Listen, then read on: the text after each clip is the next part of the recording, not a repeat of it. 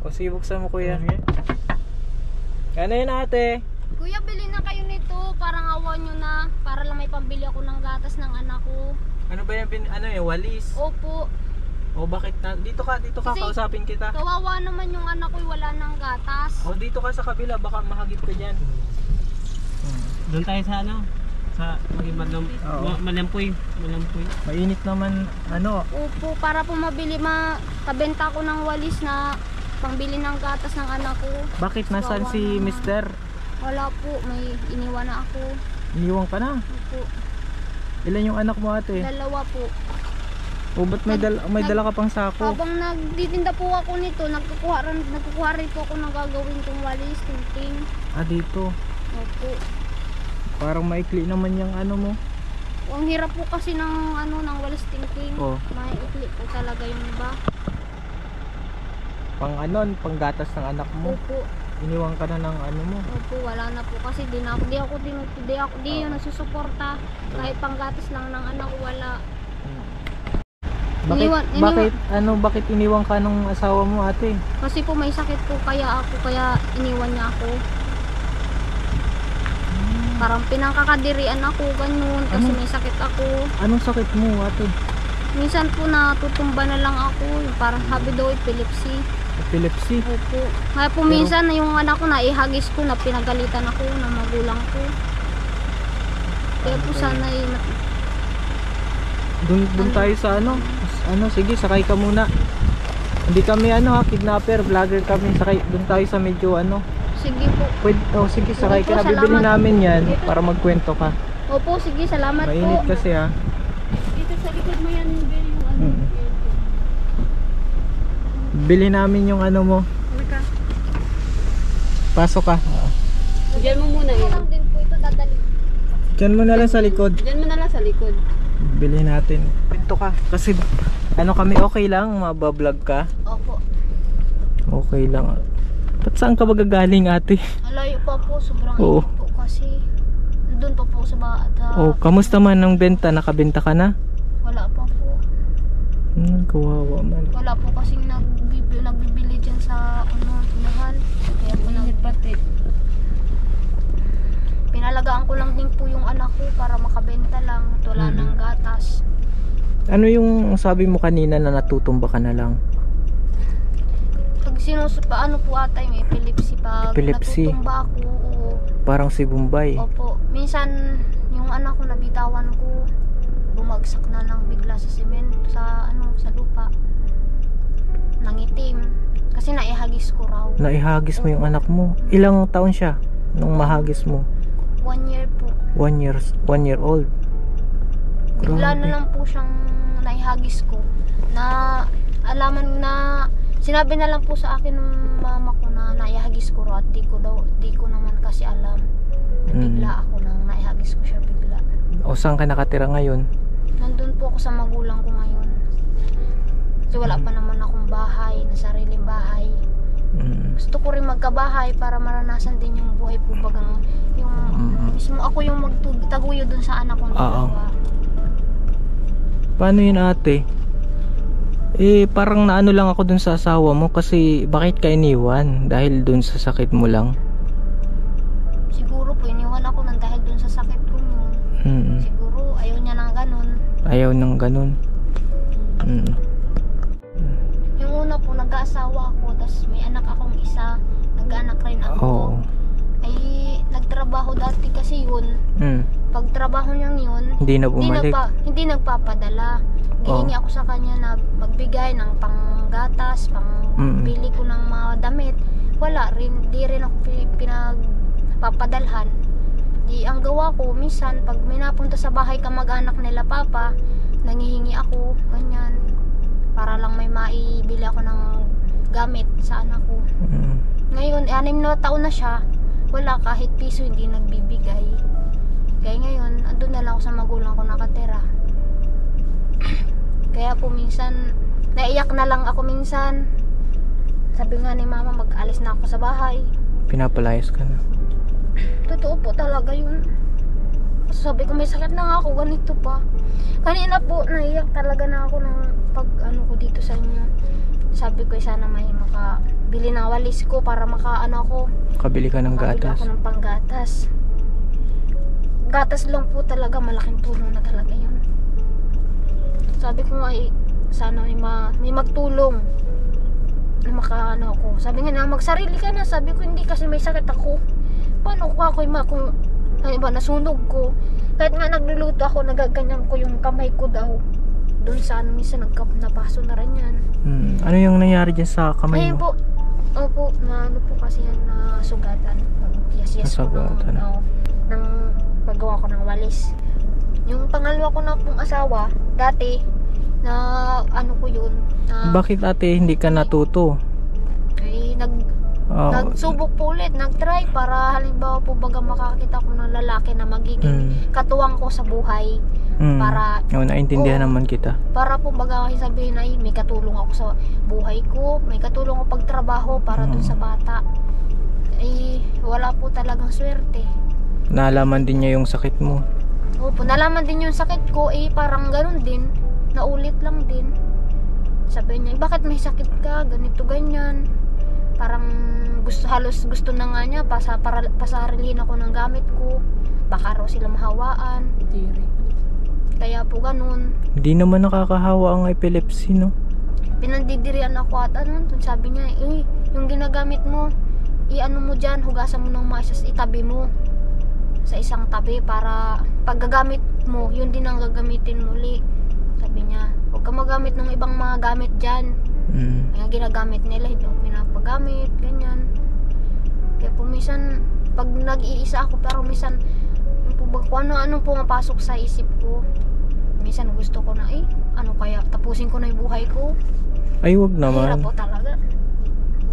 Wag naman. Kaya minsan kahit yung panganay kong yun, pinapabantay ko dun sa anak kong yun para lang makahanap ako ng gawing walis. Minsan po may nagpapabunot ng nyug. So ngayon, kaya nabunot din ako ng nyug para at least sabi ko may extra income ako. Kung ilan yung nyug, yun lang din yung bayad sa akin. Halimbawa, may 100 lang din. Yun lang po talaga. ano ka rin, kahit babae ka. Opo. May sakit ka pati. May sakit po, sabi ko nga, wag lang Baka ako matusok ka nung ano. Sabi ko, pag ako natumba dito, talagang babagsak ako dun sa yun. So, ginagamit na yung pagbunot.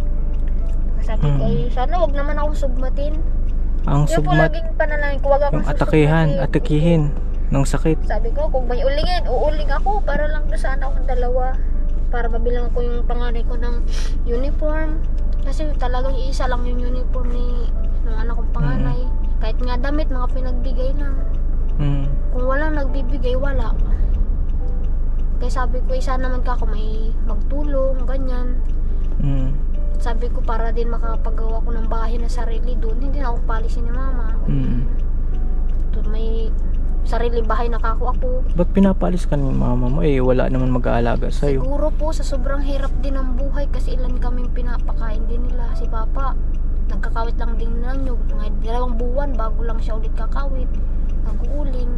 Siguro po sobrang hirap talaga. Grabe naman yung mga tatay ng anak mo, hindi ka lang inano. Kaya nga po sabi ko, di po baga yung makaisip sila na, tulungan ko to. Bisitahin ko man lang yung anak ko, tingnan ko. Wala po talaga, walang tulong na dumarating na para tulungan nila yung mga anak nila. Kaya sabi ko bakit kaya ganun sila? Kaya po ngayon, ako yung mag-isang nagtataguyo dun. Kahit pambili ko ng shampoo, sabon na panglaba, naiipunan ako ng labahan. Kasi alin pa ako yung bibili ko ng sabon, tsaka iipunin ko para pambili ng gatas. So gatas yung ano? Gatas po, tsaka makabili sana ako ng uniform ng anak ko, mga damit, ganyan. Kaya sabi ko sana babili tayo yung walis ko para makabili ako ng gatas. Oo. So ano kami, charity vlogger kami. Ilan ba yung walis mo? 3 po. Bilihin ko ng 1,000 ang isa. Bili mo kuya? Oo. Salamat po. Bili na ako ng madaming gatas. Sige, bibili natin to. Pahawak ako Ate Maraming salamat kuya sa inyo. Ganyan po nito. Ikaw, pag ako ang Ayan. 1,000 isa yung walis sa ate. Maraming salamat kuya dito. Babili na ako ng gatas na madami, tsaka kahit uniform na lang nung anak ko, makabili ako kahit 2 piraso. Tsaka sa sunod baka makita namin yung ano mo. Opo. Yung Tapos, anak mo. Salamat po. Tapos sana po ay marami pa kayong matulungan sa pag-ano sa akin. Sana po ay makakano po kayo, makatulong kayo sa mga ganitong kano ko, kaparehas ko na nangangailangan ng tulong. Para ano, siguro yung stress, isa din yun sa nakakapag ano ng ano. Opo, sabi nga nila sa sobrang stress daw, kaya minsan ako sinusugmat din na sakit ko. Medyo masakit lang tanggapin na mismong nanay mo yung ano. Opo. Yung kaya gustong alpalisin ka. Ano lang, naiintindihan ko naman po si mama kasi siguro sa hirap ng buhay talaga, syempre pati po baga bigas ang mahal na. Kaya siguro yung hindi niya minsan alam yung pinagsasabi niya, naiintindihan ko rin naman kung sila naghihirap maghanap, magpakain sa amin yung ilang kami, 4 kami magkakapatid pa nandun. Andun pa yung 2 mong anak. May anak pa ako, ilan na kami lahat, madami na. Sabi ko pag may pera ka ako mapagawa ako dito ng bahay ko, magsasarili ako, tataguid ko yung 2 anak ko dahil nagkamali ako, nadapa ako. Sabi ko babangon ako, nadapa ako mag-isa, babangon ako mag-isa. Yan, kasi, may katulong ka, babangon ka kasama si Lord. Problema ko to sabi ko nga, pag may problema kailangan bumangon ka kasama si Lord ate para makabangon ka talaga. Opo.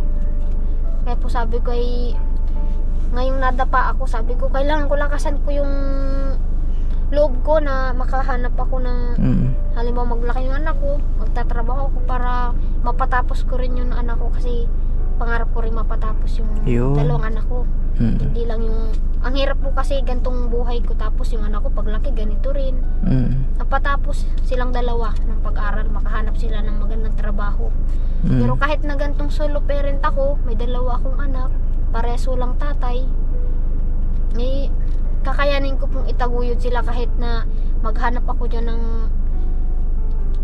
ng nyug, magawa ko ng walis tingting, kahit na mag-uling, gagawin ko para lang maihawon sila sa gantong kahirapan. Ganyan ang spirit. Ganyan ang ano. Kaya po sabi ko kahit na mag-uling ako, kakayanin ko. Minsan po pag may sayawan, pumupunta ako ron. Kasi minsan may nagpapa-intermission, di po talaga ako naihiyang sumayaw, magbudot sa harapan ng madaming tao. Kasi para pagkatapos nun, minsan binibigyan ako nila ng 200, 150. May talent. Kaya sabi ko, sige, may talent ka sa pagsayaw. Pag may video okay challenge, pupunta rin ako, sasali ako. Sabi ko, sayang to, extra income na rin to, kaysa pumunta ako dyan sa Nyugan, humanap ng gawain walis tingting. Ay, magaling ka palang kumanta ate. Kunti lang po. Kunti lang ang sample dyan. Okay lang ate? Oo, okay lang po. Bakit nga ba mahal kita? Kahit di pinapansin ang damdamin ko, di mo man ako mahal, ito pa rin ako nagmamahal lang tapat sa'yo. Bakit nga ba mahal kita? Kahit di pinapansin ang damdamin ko, di mo man ako mahal. Kunti lang po, di na masyadong. Ang galing na ano, bigyan dahil sa galing mong kumanta at pandagdag. Salamat po dito kuya, sana po marami pa kayong matulungan katulad ko. Dahil po dito talagang sisikapan ko pang maiahon yung 2 anak ko sa ganitong kahirapan. So saan yung bahay nyo ate? Para kung sakali makabalik kami sa'yo, mapuntahan ka namin. Yung bahay ko po sa unahan lang nito, meron dyan ang simbahan. Hindi sa sunod makakilala namin yung ano mo, mga anak mo. Opo. Ano palang pangalan mo? Ang pangalan ko po Mary Joy po. Mary Joy. Ngayon ate, at ano, masaya ka naman na nakilala mo kami, nakita mo kami. Opo, sabi ko nga po talagang ano no, yung gusto mo nang mabenta yung ano, kasi talagang kumakatok ka na no. Buti hindi ka na ano Sobrang dito, init po kasi. na ginagalitan ng mga ano, iba. Minsan po pag may parang nagpipilit ako, parang naiinis sila. Ganyan, sabi nila na ang kulit naman nitong nagtitindang ito. Sabi ko, para lang po ako makabenta ako, igagawin ko to. Kakatukin ko lang para tumigil ako ng panggatas. Kasi Dati birch tree lang po talaga iniinom ng anak ko sa walang birch tree? Bawal naman yun sa baby. Bawal sa pang 1 year old. Wala po talaga akong magawa. Kasi yun lang talagang kaya. Di ano yung gatas talaga, birch tree? Opo. O di nagano ka ay, naman, nag breast milk ka naman? Nung una po kasi, pag alabas ng anak ko talaga, kukunti yung gatas ko. Umiiyak lang yung anak ko, kawawa naman. So ngayon? Tapos nang sabi ko, buti pa padidayin ko na lang sa bote.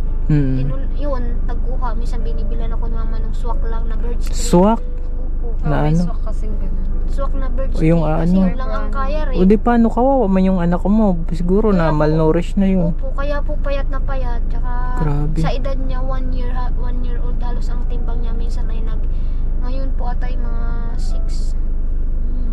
1 year old, 6 kilo lang. Opo, minsan mga ano lang, 6.3 or 4, ganyan Pang 4 lang. months yun eh.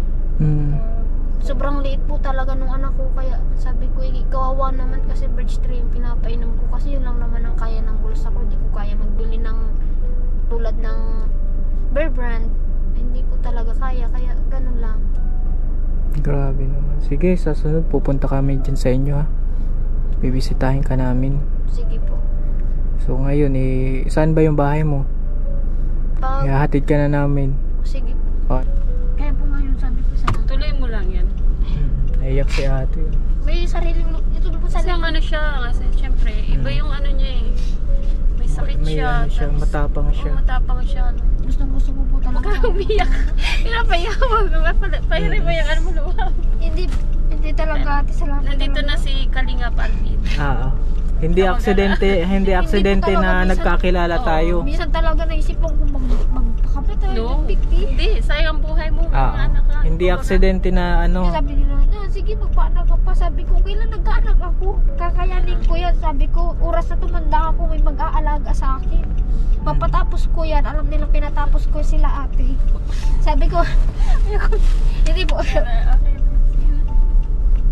Sabi ko, patapos ko yan. Tutulungan din ako nila. Kasi sabi nila, kahit wala akong papa, pinatapos ako na lang. Tapang mo, tapang ng ano niya. Napaka ano niya. Strong. Hindi po sa kakauling ko po. Tingnan mo daw. Uy, mamasil ka na ate. Sip Kahit ko. ganito mong kaliit, pag ginaganyan ko nakikita nila, sabi nila, kahit po isang container kasi tubig, pinapasan ko. Pero yung ingat ka kasi baka bigla kang atakehin.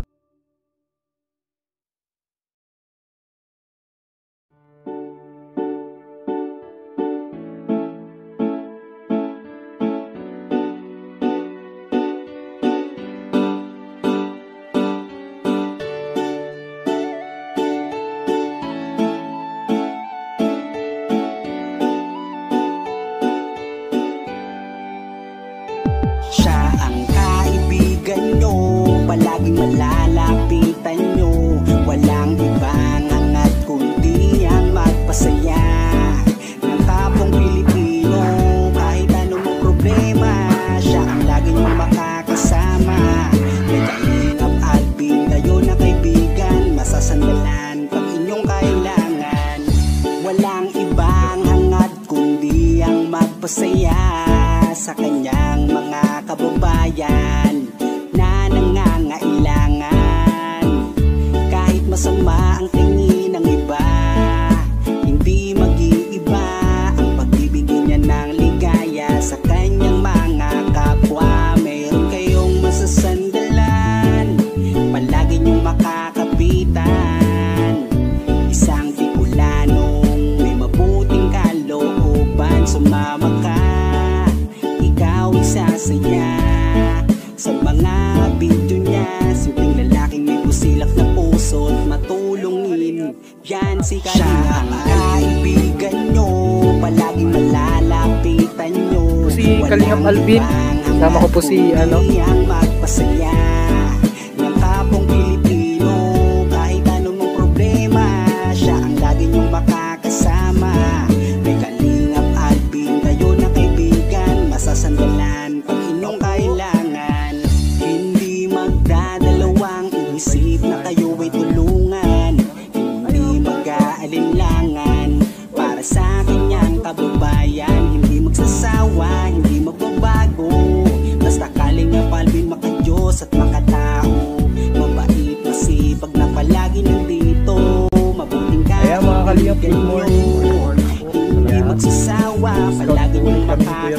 sumama. At puntahan po namin si Lola Mamerta. Parang si Lola Damiana na nangungula. Sumama ka, ikaw isasaya sa mga video niya. Sa lalaking may pusilak na puso. Ayun mga kalingap, good morning po. And today po yan siya ang kaibigan nyo.